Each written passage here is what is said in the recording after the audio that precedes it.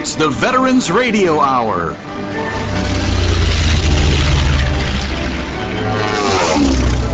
Proudly supported by McDonald's and their national salute to the U.S. military. Now, stay tuned for the Veterans Radio Hour next on the TRN Talk Radio Network. Tango Charlie Bravo, you're a go for the Veterans Hour.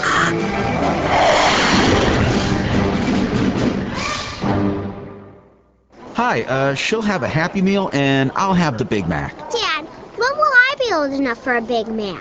When you're in college. College. Now, when you register specially marked McDonald's gift certificates at upromise.com, a portion of the value goes into a uPromise account for a child's education. So, the more specially marked gift certificates you buy, the more you'll save for college. I want to be a doctor. Hello, gift certificates. Sign up for free and get the details at upromise.com. We love to see you smile. Welcome, one and all, to the Veterans Radio Hour. It's our tribute to all of those who served our great nation's armed forces, past and present, and their tremendous accounts of heroic duty and bravery. With your host, Brigadier General Dave Grange. And now, coming to you live from our Veterans Center studio, here is General Dave.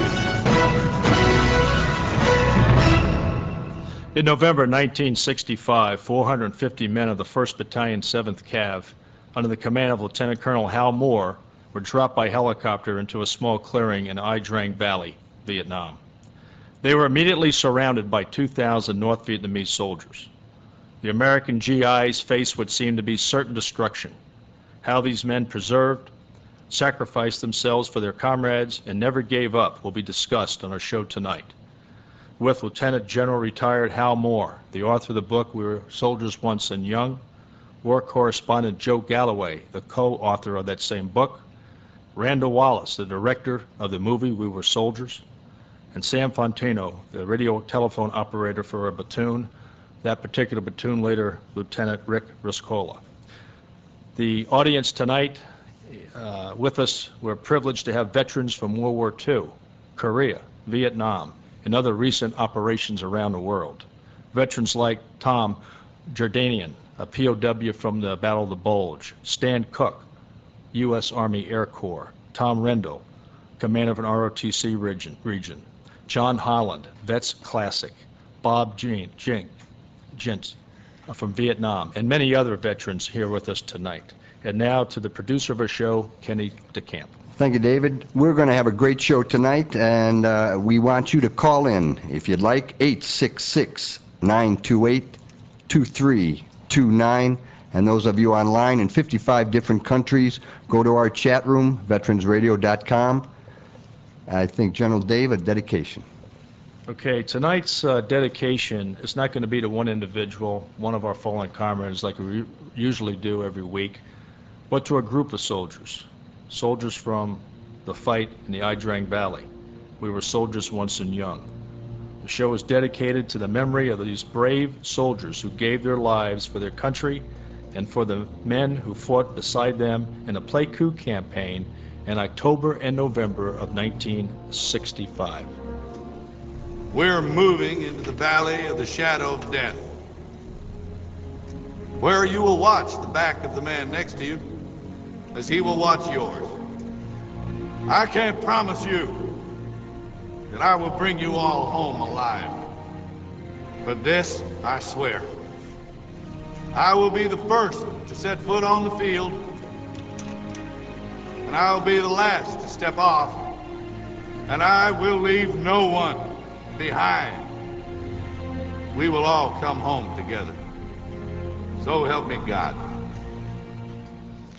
Our guest on telephone with us tonight, first guest is Lieutenant General Retired Hal Moore, West Point graduate, infantryman, master parachutist, aviator, awarded the Distinguished Service Cross and 6 other awards for valor. Commanded 2 infantry companies in the Korean War. Also commanded at battalion and brigade level in Vietnam. Co-author of We Were Soldiers Once and Young. And I believe we have General Moore on the phone with us now. Sir, are you there? I'm right here. Hey, sir, thanks for joining us tonight. We appreciate it. Great to be here. Hope I can help you. You can, sir, and we'll be back to you in just a moment. We also have in studio with us several other guests. Who in the hell are you? I'm a reporter, sir. Joe Galloway, UPI. How's it going, Colonel? Well, we've been flat to the board since last night. We're greatly outnumbered. Well, I can't guarantee your safety. Yes, sir, I know. And that's Joe Galloway. I'll never forgive myself. For what, sir? That my men died and I didn't. Sir, I don't know how to tell this story. Well, you've got to, Joe. You tell the American people what these men did here. You tell them how my troopers died. Yes, sir. Thank you. And Joe, like I said, is with us here tonight. Reporter, war correspondent, writer. He had 4 tours in Vietnam. One of the only correspondents to receive an award for valor as a correspondent. Also spent time in Desert Storm and other operations around the world, and we're proud to have him with us tonight. Currently, he's been the advisor to the State Department, White House, and again, as I said, co-author of We Were Soldiers Once and Young. Good evening, Joe. Thank you for being with us. Nice to be here, Dave. And we're going to be back to you in just a moment. I want to bring on another guest. My hope is that the American family can heal wounds that have been there since Vietnam. Okay, and this is Randall Wallace, Hollywood writer and director. He produced the We Were Soldiers, Braveheart, Pearl Harbor, and Man Behind the Iron Mask. Randall Wallace, thank you for being with us tonight, sir. Thank you so much. It's an honor to be with you, especially with General Moore and Joe Galloway and Sam. It's just great to be with all of you. Well, we appreciate your time, and we're going to be back with you shortly. And we have one other guest with us tonight in studio.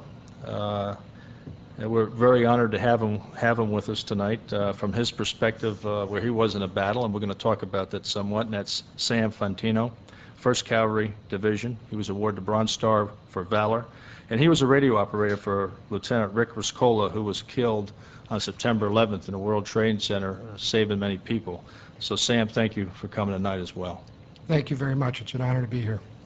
And with these 4 gentlemen tonight and those that the call-ins that we have, we're going to have a great show tonight. And I'd like to start off first with General Moore. And General Moore, there's a quote from John F. Kennedy. It's in your book. And it's, "Any danger spot is tenable if men, brave men, will make it so." And I would say LZ X-ray was an example of that, sir. You're damn right. It takes not only brave men, but men who love each other, men who fight for each other, men who kill for each other, men who die for each other. That's what holds ground. It's as simple as that.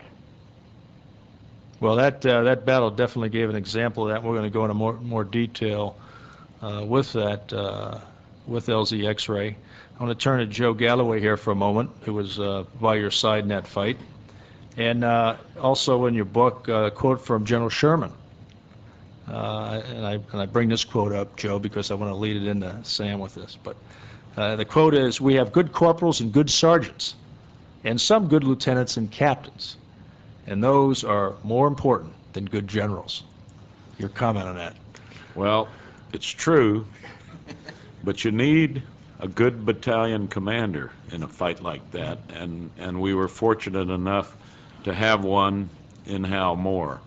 And if he hadn't been as good as he was, as smart as he was, none of us, or at least Sam and I, wouldn't be sitting here tonight, and you wouldn't have Hal on the phone either. Yeah, that's for sure. But the strength of that battalion and any battalion lay in its non-commissioned officers, guys who had fought in World War II and Korea and were earning a 2nd star on their top of their CIB. Men like Sergeant Major Plumley, just an absolute great soldiers, and they were the backbone of the unit. and they kept everyone alive. Right. You mentioned the Sergeant Major. The Sergeant Major, a veteran of the Airborne in World War II. And I'd ask Sam, what did you think about your Sergeant Major? Your Sergeant Major in the unit for training up and then later on in the fight. Well, Sergeant Major Plumley was not really my Sergeant Major. We were with the 2nd Battalion, 7th Cavalry. We were attached to the 1st Cavalry Division going into the I-Drain. What I thought of him when I saw him, and if you saw the movie, you know exactly what kind of a person he was. You talk about a stand-up guy. He let you know exactly what he felt, how he felt. You know where you stood. There was no gray area. It was black and it was white. And he's one of the reasons that we're here. Yeah, an advocate of the training that General Moore put his troopers through prior to going in. I understand before the fight, about 2% of the soldiers actually had combat experience. That was it. Well, that's right. Colonel Moore's battalion was 60+% draftees. Near the end of their term of 2 years of service, when they went into this battle. So they had no opportunity for combat experience. Your combat experience lay in the officers at Lieutenant Colonel and above, and in those NCOs who had plenty of combat experience. Yeah. General Moore? Yeah, I'd like to comment on that. I really am happy to take the opportunity to talk about my great soldiers. I took command of this battalion in June of 1964. I commanded it for many, many months before we went to Vietnam and into that battle a year and a half later. Many of these soldiers trained together in boot camp at Fort Jackson, South Carolina, and we were a family, really, of brothers. We were black, we were white, we were Hispanic, and we were brothers. We were a tight family team, and this is what held us together as we went into this battle, and it resulted in so much grief as our brothers were shot and killed and wounded around us. And one of the problems that I encountered in that battle was that as my men were getting wounded, my troops would go out and try to get them and bring them back, and they themselves were killed. We were a tight family, and we fought for each other. That's all I could really say. And as the war progressed, and draftees replaced us, my troopers, and other troopers in other divisions in that war, we became less than a family in that war.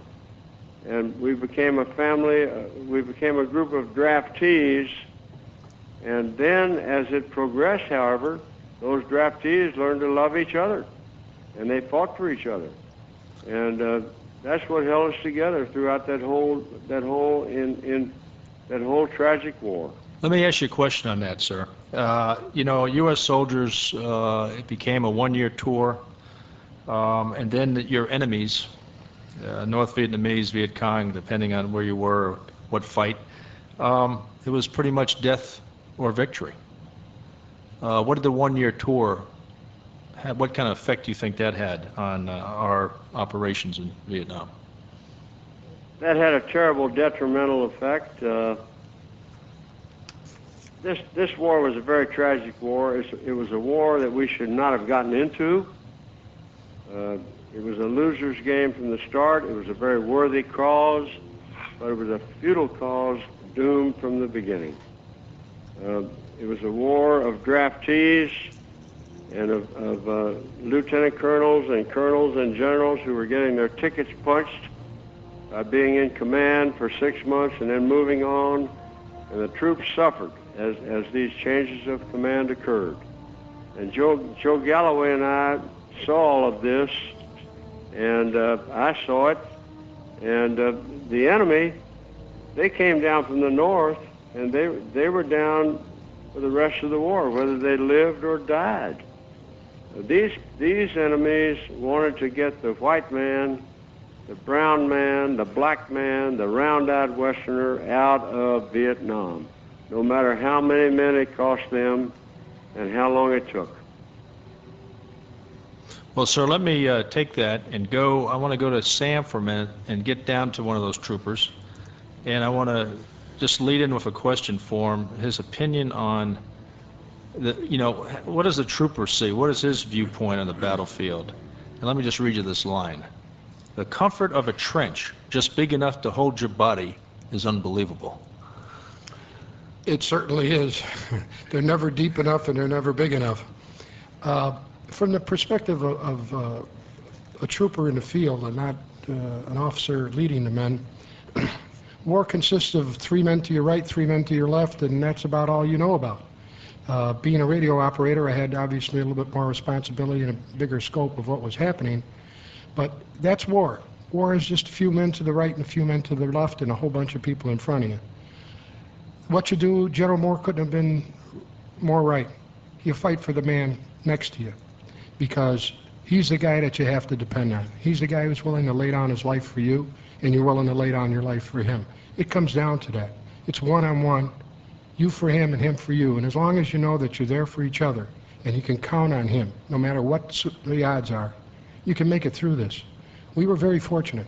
We had a tremendous leader in General Moore who guided us through, and I was the luckiest man in Vietnam having the Lieutenant Rick Riscola to fight under. He was a man who had experience, but was by far, in my opinion, and obviously I'm a little jaded here, the finest officer in the United States Army. Yeah. Well, he's a great man. He's got a great reputation, and our heart goes out to him. He was a hero again, of course, on September 11th. I want to turn now to Randall Wallace for a moment. He captured in the movie. And I got to say, there's a couple movies I personally, there's some that I don't like about Vietnam at all, and some movies about war that I like a lot because I think they're realistic. They try to bring out what the soldier feels like in combat. Saving Private Ryan, Black Hawk Down, and we were soldiers. We were soldiers, and we were soldiers. A lot of people say, well, how can you capture what it's really like in combat for a trooper? And in the book, it says in the book, it was the kind of scene that Hollywood could never produce because the men had the dirt and gore of combat completely drenched into them. You can only get that dirty and that proud if you have been in combat and survived it. You can't put it on. Well, I think Randall came pretty close to that. I don't know, Joe, but Randall, was that a challenge? Well, absolutely, it was a challenge, and we had no option. Failure was not an option here. We had the enormous advantage of having the people who had experienced this to draw from and inspire us. General Moore and Joe and people like Ernie Savage and also the wives. You can't be in the presence of these people without being determined to give the full measure of your abilities the way they had given themselves and continue to give themselves throughout. Also, we had an amazing advantage in that people felt the story had never been told correctly, and there are a lot of people in the film business who have been touched by Vietnam as throughout America.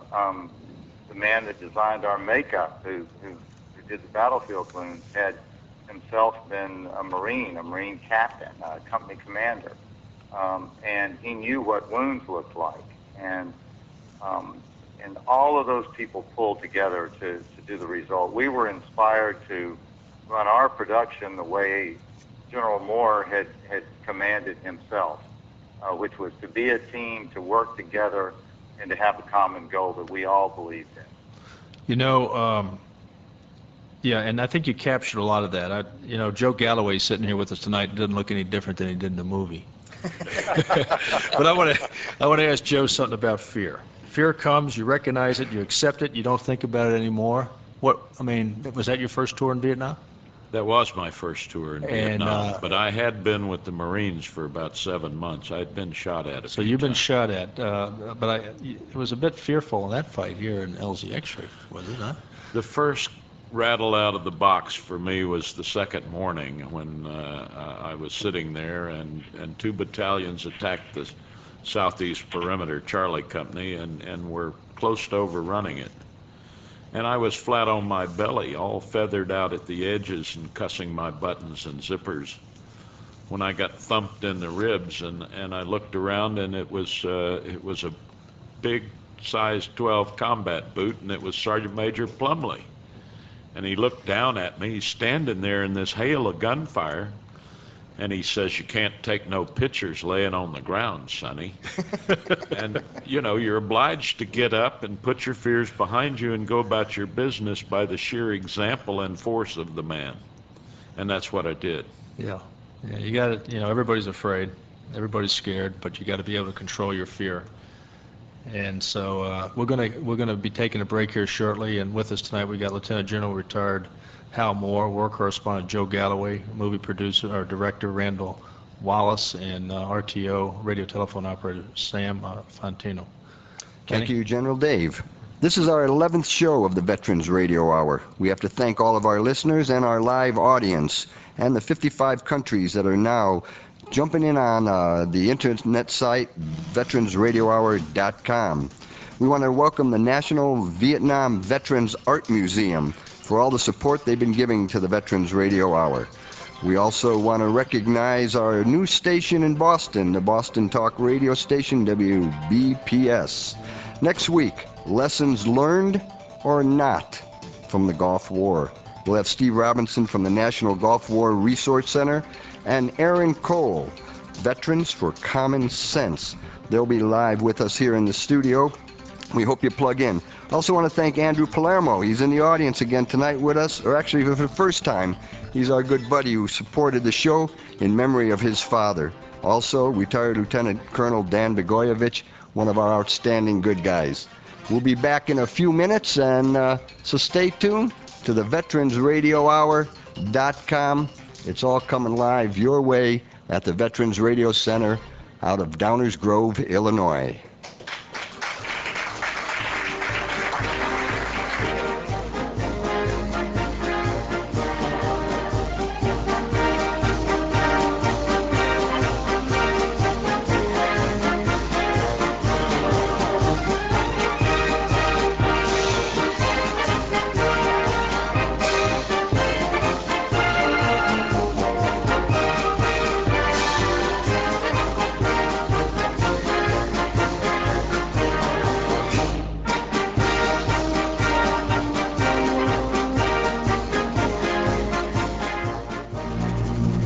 When they come, I will stand my ground. Stand my ground. I'll never be afraid.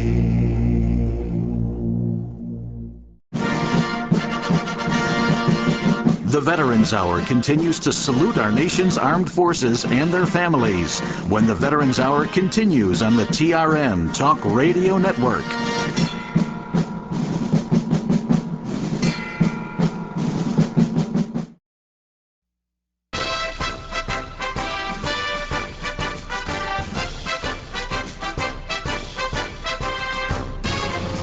The Veterans Hour now returns to full readiness on the TRN Talk Radio Network.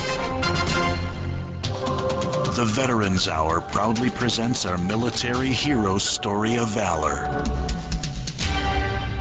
Tonight's hero, Private First Class Melvin Brown from the engineers of the 1st Cavalry Division, Korean War, September 1950 in Kasan, Korea.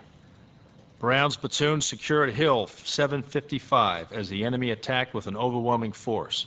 Private First Class Brown took up a position on a 50-foot high wall and delivered rifle fire, taking out many of the enemy until all his ammunition was expended. Though wounded, he remained at his post and threw his grenades into the attackers, causing many casualties. As the attackers swarmed his position, he took out 12 with his entrenching tool until mortally wounded. Private First Class Brown's extraordinary heroism reflect the highest traditions of the United States Army. The Veterans Radio Hour salutes the Active Service Person of the Week, made possible through the support of Pabst Blue Ribbon Beer. As they say, PBR me, ASAP. Pabst Blue Ribbon Beer, available at your local retail outlet. Tonight we're going to honor Specialist Janet Miller. She's from the 9th Theater Support Command, heading to Japan to support the Pacific Command's operation.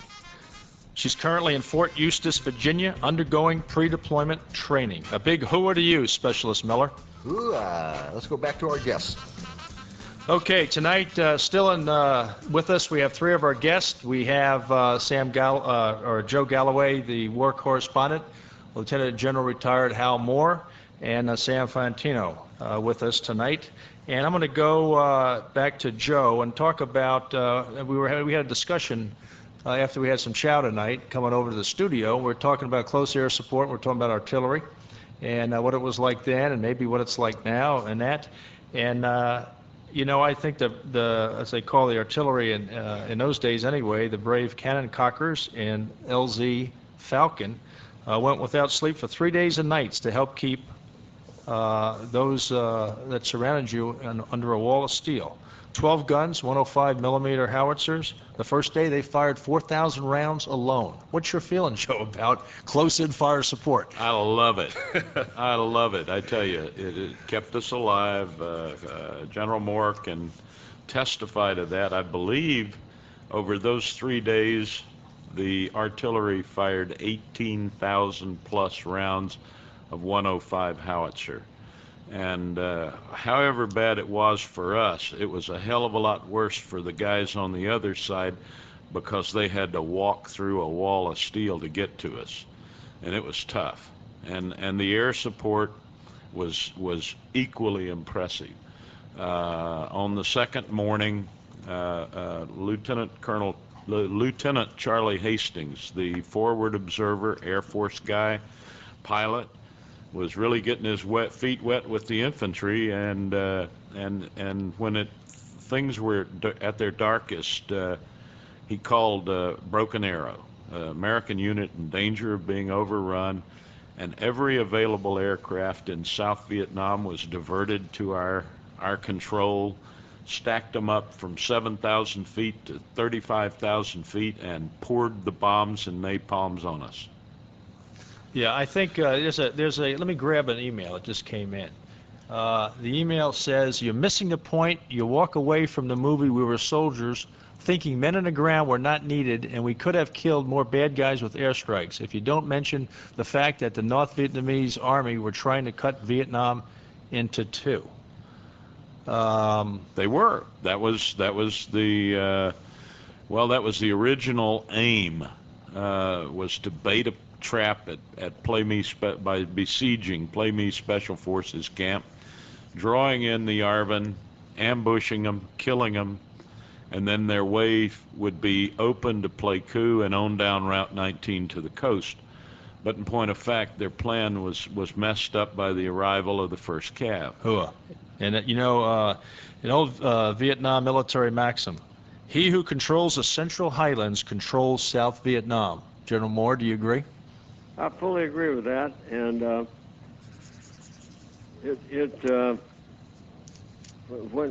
a matter of fact, when we talked, Joe Galloway and I talked in Vietnam in Hanoi in 1991 with the enemy commanders who opposed us, they told us that the original plan was to cut Vietnam in half in the Central Highlands in the fall of 1965. But then the first Cav arrived on the scene, and they told us they put that plan on hold for 10 years and attacked Play Me Special Forces camp to compel the first Cav to come into the battle so they could learn how to fight us with our high-tech equipment, our radios, and our helicopters.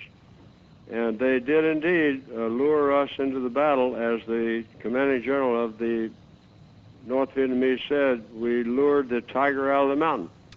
And they had historians on the ground to write, to observe and write how we fought. And they disseminated that information all throughout the North Vietnamese army and to the main force Viet Cong. And they fought us for the rest of the war.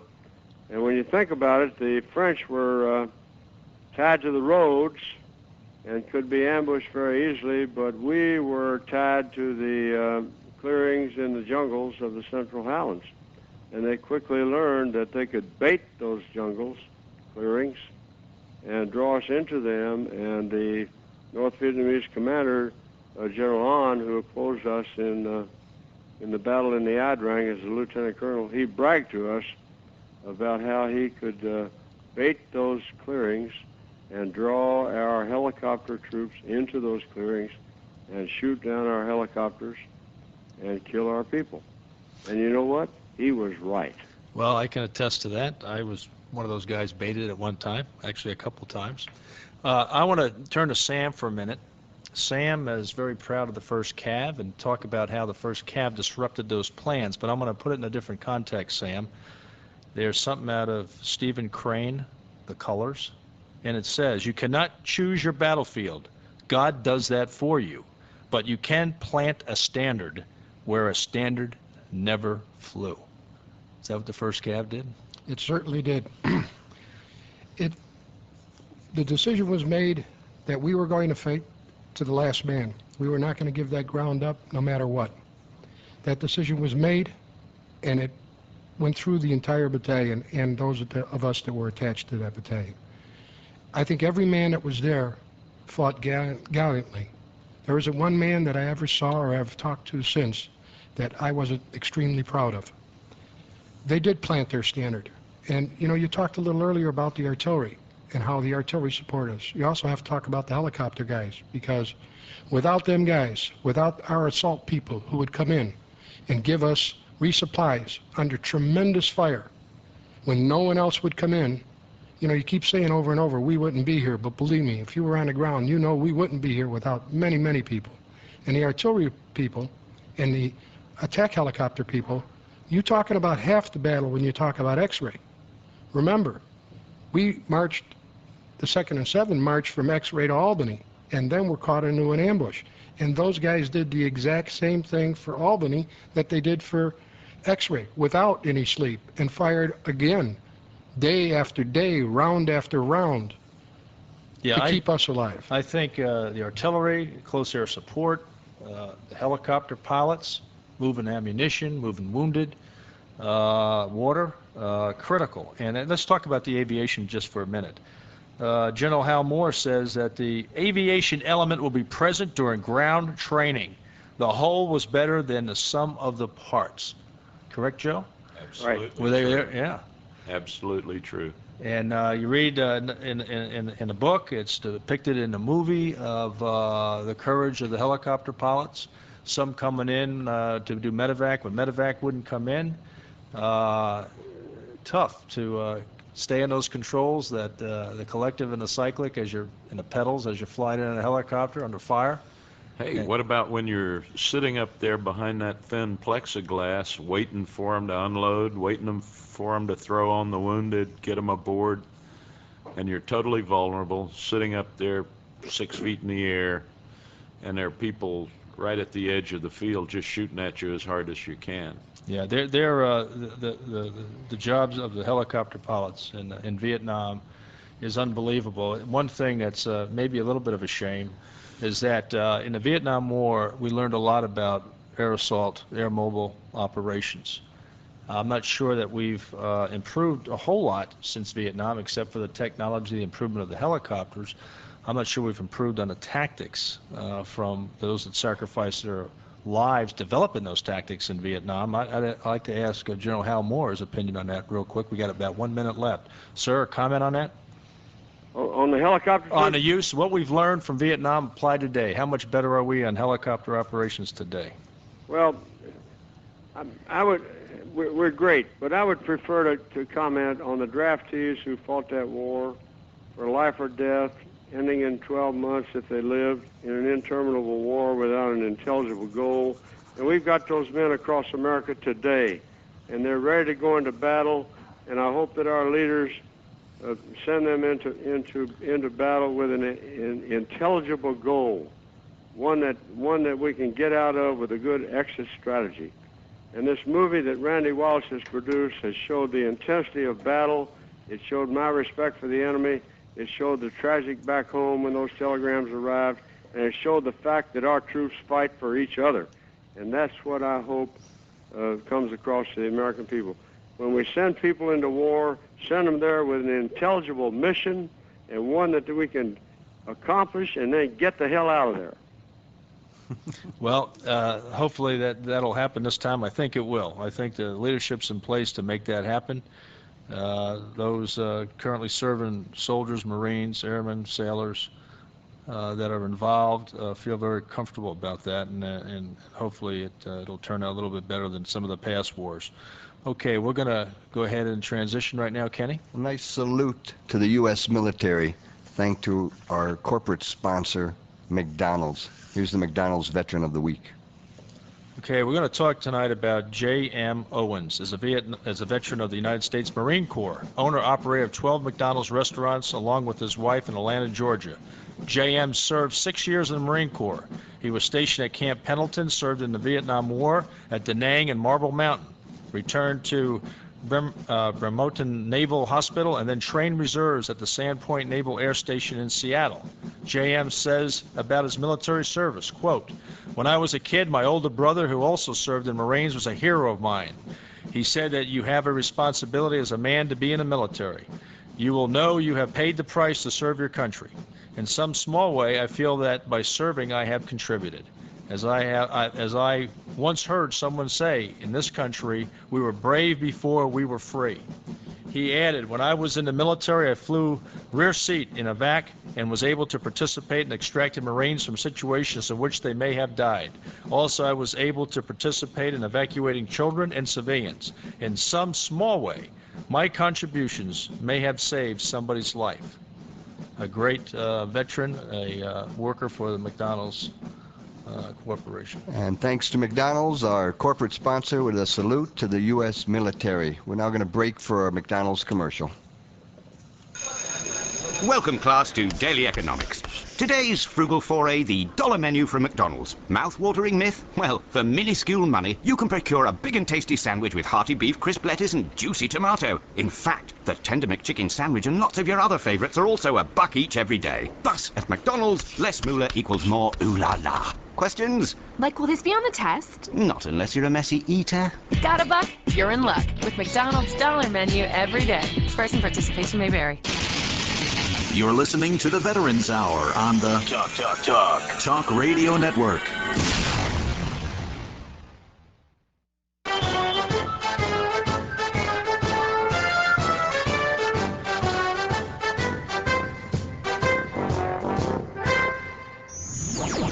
The Veterans Hour now returns to duty on the Talk Radio Network. And now, with the update on military news from around the world, here's General Dave reporting. Tonight's news is going to be about right here tonight at this table. Those who have served together through extreme hardships established a bond that lasts forever. It is closer and more powerful than any other experience or love except for one's immediate family. Shakespeare understood it. His Henry V, Act 4, Scene 3, says it as it is for all the warriors. We few, we happy few, we band of brothers. For he today that sheds his blood with me shall be my brother. Joe, Sam, I believe that you understand the power of the band of brothers. And Joe, as a correspondent, I think you fall in line with some other correspondents that went into battle and experienced that bond. Like Jack Beaver Thompson of the Chicago Tribune, who covered the 82nd Airborne Division in World War II, and Richard Cherkaskis, International News Service at Guadalcanal, and Walter Cronkite, who was on Operation Market Garden, and Ernie Powell, European and Pacific Campaign. And we're talking about the acceptance of a correspondent by the American GI. I would think that's quite an honor to you. Well, you know, it's something that you're driven to do. You know, the fear of not knowing the truth about war is greater than the fear of giving up your life to find out what's really going on out there and to go and share the dangers with the soldiers out there. It is just something that I was driven to do, and I've been greatly honored to be accepted as a soldier by soldiers, and there's no greater honor done. And as tough as war is, it gives you the best friends of your life, and it takes some of them away from you. But at the end of it all, you have the best friends of your life for the rest of your life. And Sam Fantino sitting here, and I wouldn't trade a whole trainload of instant Canadians or a whole campus full of guys who dodged the draft by going to their physical wearing pantyhose for one Sam Fantino. Well, you're right about that. And you know, Sam, I want to read something on the internet that was just sent to you from a guy, Fossey, in Salt Lake City, Utah. And he says that I really want to thank battle-scarred veterans. Sometimes they don't like to talk about experiences, but we need to hear those experiences because we really appreciate what you do. That's from Salt Lake City, from Fossey. Well, speaking on behalf, if I can, the guys who are out there, I want to thank you for that. But if you really want to thank us, if you really want to do something, do it for the young men that are coming back today. Think about them, the guys who are coming back from all the different corners of the world. Please don't let them come back the way that we did.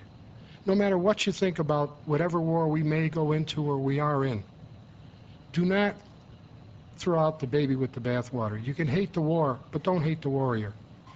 Respect him for what he did. Respect him for putting his life on a line for you men, for this country, for his own family, for his own children, for his own mother, his own father, and for the freedoms that we all enjoy. Never take that man for granted. If you want to thank a veteran, thank one that's coming back. We did our time. We suffered. We did whatever we had to do. We came back. We fought with all of our ghosts. The new guys, don't let them do that, please. That was a nice word, Sam, and you're right on, and thank you for that. Joe, you talked about some friendships and that. I believe at LZ X-Ray, under fire, you ran into a buddy of yours from high school class in Texas. Is that right? That's absolutely true. Who was that guy? A guy named Vince Cantu. He was a mortar man, and he and I graduated from Refugio High School in Texas, a graduating class of 55 kids. And the next time that I saw him after graduation was in the middle of landing zone X-ray. He jumped up out of a mortar pit, zigzagged under fire across the clearing, and dove under a bush that I was squatting behind. And he looked up and he said, "Joe Galloway, Joe, don't you know me, man? It's Vince Cantu from Refugio." And we talked a little bit, and he said if he survived this day, that he was going home in 2 weeks. He'd be home in Refugio by Christmas. And I said, "Vince, go see my mom and dad, but don't tell them where you saw me." And he did. I've got pictures of him sitting in the living room with my mom and dad. It wouldn't take $1 million for it. You know, yeah, that's a great story. Great story, Joe. I want to. I'm not sure. How did you, Sam? How did you get over to Vietnam? On a boat? Yes, we went over on the USS Maurice Rose. Okay, you were on the Rose, and you went through Panama Canal. It took you about a month to get there. 28 days, I think, in a typhoon. Yeah. Now, while you were going there on a boat, about 30 days, your opponents, the 66th Regiment, left North Vietnam, and over 2 months walked 500 miles on the Ho Chi Minh Trail to meet you in combat. Pretty tough soldiers, huh?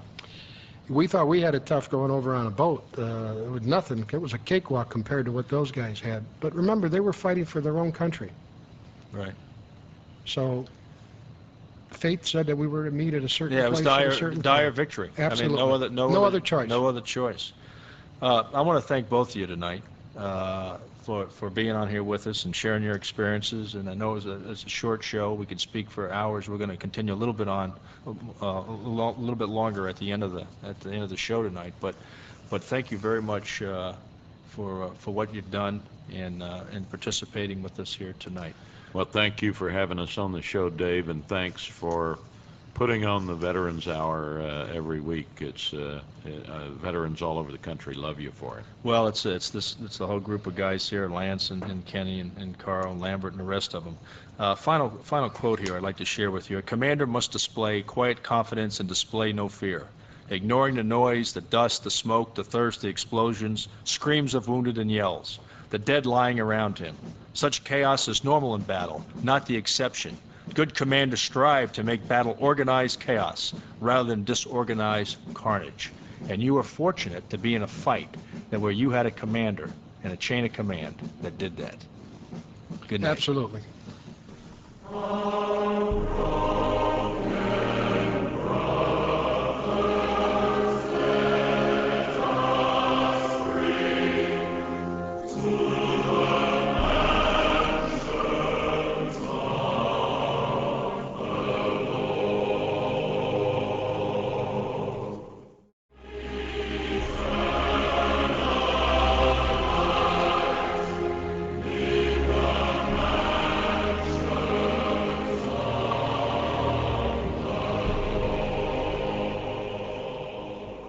That was from the We Were Soldiers, Mansions of the Lord. And Joe Galloway asked us to specially put that on, and I'm glad he did. It made a lot of sense.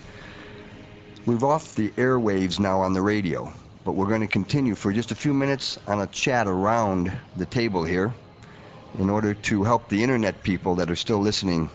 Right now, I think they said 54 countries, so we're doing pretty good. And Dave, I think you want to introduce another guest that we brought up to the table in order to tell us his reflections of what he thought tonight. Yeah, I like to get a few comments, Stan, from you, Mr. Stan Cook. Used to be chairman of the Tribune Company. Been all over the world. Covers wars, covers everything on citizenship and what's happening in America. And was instrumental to a lot of what I did, my choices in the future. But I'd like to ask Stan, his comments being from Army Air Corps in his earlier days, his thoughts on tonight's program and just on veterans. Well, Dave, I think the only one of the great things about a program like this is it gives you a very large measure of appreciation for what other men did. And, you know, your ability to have these people around this small table and to have General Moore and the others, Director Wallace, it's a great tribute to this organization to be able to put on a program like this that reaches so far across the world and touches so many other men and women who did equal jobs, but who aren't here but can listen. And it was a real treat for me to be able to listen to what these men said about this very grim and very difficult encounter that they had in 1965. I think it's interesting that it was just about 37 years ago today that the battle ended. Yeah, that's right. 37, and that was after with the second of the CAV, 7th CAV, right, on the 17th? Right. Yeah, and that's Sam's actually parent unit, is it not? Right. 2nd and 7th was our parent unit. Yeah. I was part of 2nd and 7th. Right, and you were attached to the 1st for a while. We were attached to the 1st coming into the I-Drang. Right. Just quickly, we need to pay a little bit of respect to the 2nd of the 7th CAV. Can you spend a minute or two talking about their part of the battle? Well, as I said, we were attached to the 1st and the 7th coming into the I-Drang, and Joe alluded earlier to Charlie Company, and almost got overrun. We were asked to move up and take that position. Lieutenant Riscola was in charge of our platoon. We went out and set up. He went up and set our fields of fire and dug 3-man foxholes and went out under sniper fire out in front to make sure that what it looked like from the enemy perspective was unbelievable. I mean, you had to be there to see this guy. He acted like he was on a Sunday stroll. Decided that we should be moved back, and we did. And fortunately, I think that he did the right thing, because proof is in the pudding. We got hit very hard next couple of days, and we were able to hold them off, and we ended up losing 4 men during that particular part of the battle. When that was over, we were relieved by the 1st and the 5th and the 2nd and the 7th. The decision was made, and I don't know how, but that's a pay grade way above my pay grade, that they would march across country to landing zone Albany. And these guys had been up, marching in, no sleep, carrying this 120 degrees, carrying a heavy load. They decided they're going to march them to Albany. On the way to Albany, they got ambushed just before they got there. We had pulled out with 1st and the 7th, and we'd gone back to Camp Holloway. As soon as we got back, some of us went to get some drinks. The officers did. Some of us decided to try and get out of our clothes and burn them. And those of us that were in Bravo Company, Lieutenant Riscola's, cleaned our weapons before we did anything else because we'd have to answer to him if we didn't. So we did that, and very shortly thereafter we heard that our battalion was in serious trouble, and they asked us to go back in.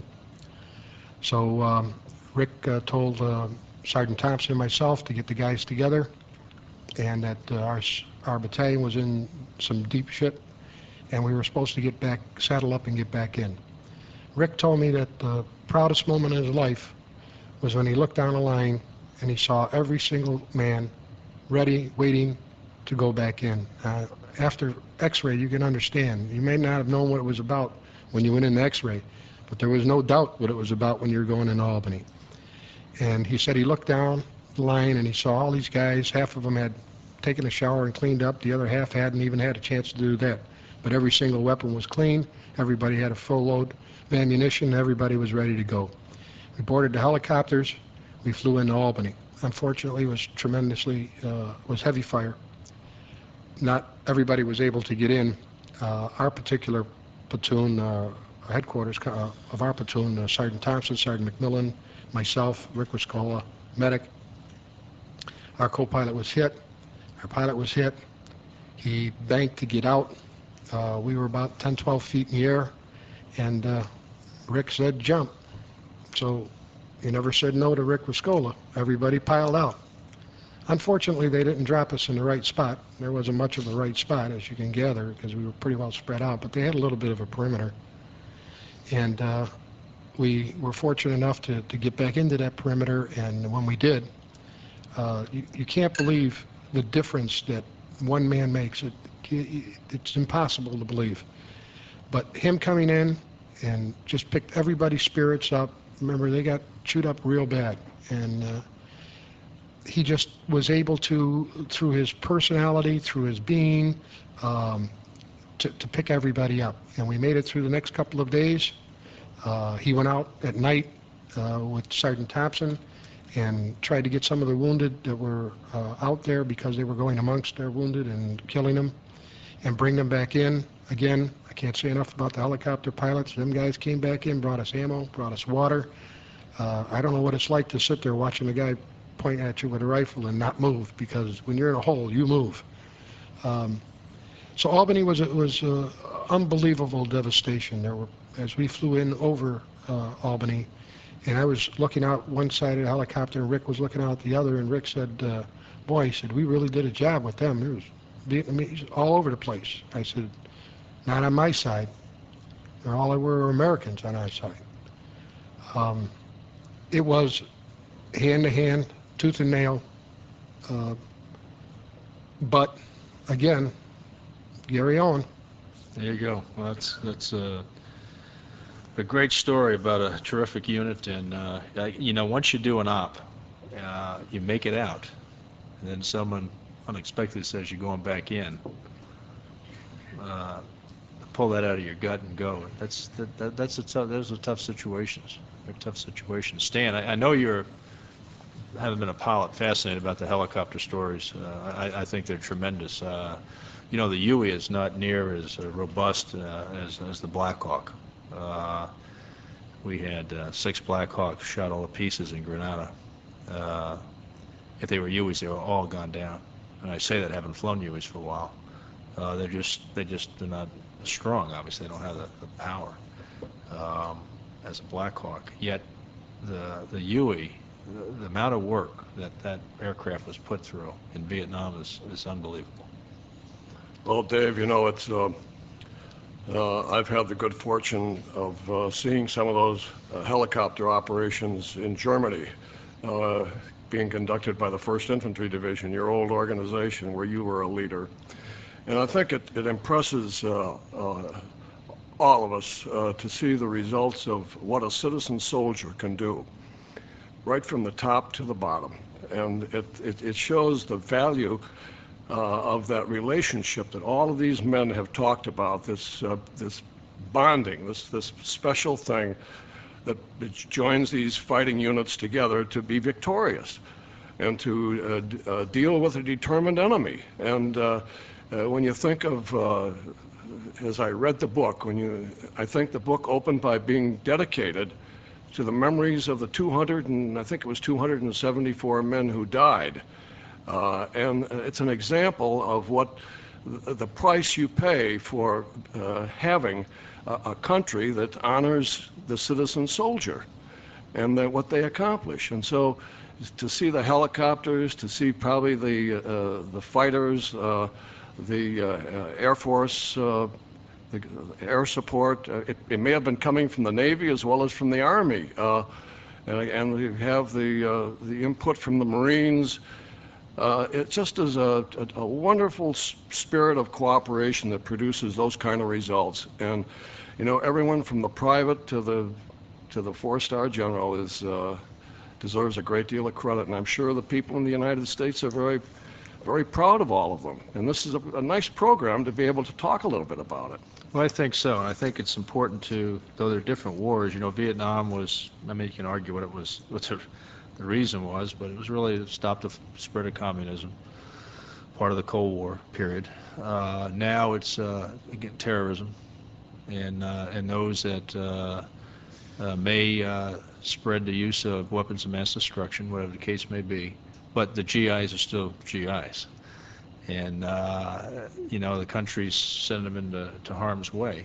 And why they go, their respect for them, their care for them, appreciating what they do doesn't change. It should remain the same. They're American GIs. Well, right? Dave, you know, there's another thing too, and it's my prejudices show here, but it's a great honor for me to be here with Joe Galloway, who did his yeoman work starting in Texas at the age of 17, and then became a bureau chief for the UPI, and continued this career and then to U.S. News and World Report, and now what he's doing in Washington. It's great to see that not only was he a citizen soldier, because he had to be a citizen soldier, but he was also a war correspondent doing his job, even if he had to get kicked off the ground to take a picture. But it's just, it's a great moment for me to be able to see Joe, as he reminded me, it was 23 years ago when we first met in Moscow. And he's not only got a great pencil, he's got a great memory. It's great to see you again, Stan, and I thank you for your kind words. And there's a chat that one of the questions that came in, they wanted to know, Joe, what's on the books for you now? Well, right now I'm kind of flying solo a bit and trying to finish another book on the history of the all-black 92nd Infantry Division in World War II, the war north of Rome. An interesting story, not all good, but interesting nonetheless. And I've just signed on as a consultant on military affairs for the Knight Ridder newspaper group in Washington. Help them get ready to cover the coming conflict, which I assume is going to happen. I think so. And going around the country, doing talks to veterans groups, war colleges, military groups, citizens, just trying to share a little bit of the stories of our fighting men. Well, and you do a great job of it. We've had Joe at several of our Cantini conference series discussing national issues and military and the media, that relationship, and he's been a tremendous asset. To all of you at the table, there's an email here from Aline. It's Eileen. Eileen, and she says, thank you for a very informative show. These memories and experiences are important for all of us to hear. Say hello to the Hacks. And the PS is 25 degrees here in northernmost Minnesota. And she enjoys the show each week via the internet. Well, we're going to wrap up now. I'd like to get, if you can, just a quick follow-on comment, closing comment from all three of you, just on veterans. Just anything you want to say, something to the veterans that are listening tonight. Well, I want to say that you know, the country has in the past few years paid a great deal of attention, as it should have, to our World War II veterans. My father and 6 of his brothers wore the uniform in that war, and 4 of my mother's brothers. So I grew up in the early 40s in houses full of frightened women looking out the windows for the telegraph boy, and I truly hate to see this generation going out of the game, because they were the greatest generation and they built this nation. And so to everybody out there, I say, if you have someone in your family who fought in that war, the big war, the good war, give them a hug and a big thank you, and cherish them greatly, because they're not going to be with us too much longer, and when they're gone, we're really going to miss them. Okay. Thank you. I think that we have to take our hats off to the young men and women especially today. They're doing what the men are doing. We did our part, and we passed on the gauntlet and that flag that we talked about, where you set your guidon down and you don't move. Well, it's up to the next generation to do that, and from what I could see, we couldn't ask for a better group of guys, young men and young women. They're going to do us proud. They always have. Be proud of the uniform that you wear. It stands for freedom. It stands for everything that's good and right in this country. When you're out there, remember that you're loved and honored back here. Cool. Stan?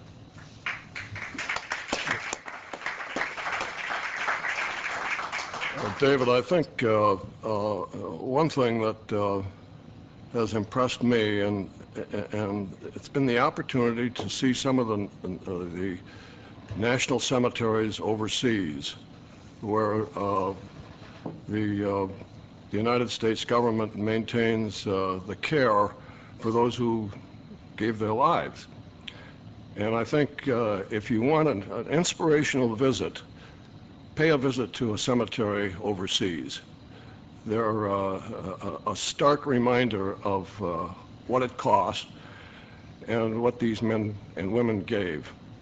No, that's absolutely right, and that's I agree. You know, both Stan and I have had the opportunity with the McCormick Tribune Foundation to put a Carolina bell tower up in a cemetery every year, in an American cemetery overseas. In fact, we met in Carthage, Tunisia.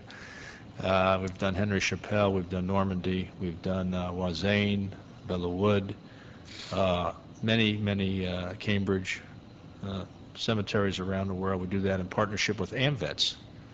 And this coming year, we're going to do one in the cemetery in northern France in Brittany in May, next May. But Stan's right. They're an inspiration.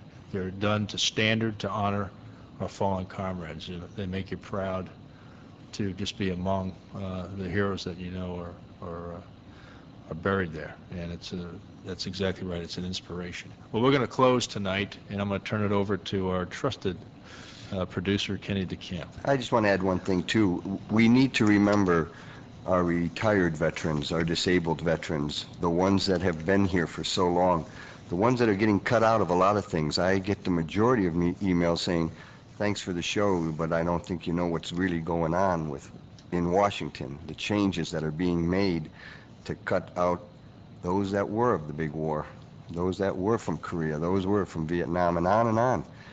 Next week's show, we do have from the National Gulf War Resource Center a story by the people that are going to help us to understand what we still haven't learned that took place there, and we're about to go in and try it again. So a lot of patriotism, General Dave, great show. And thanks to the studio audience for being here with us tonight. We'll see you again.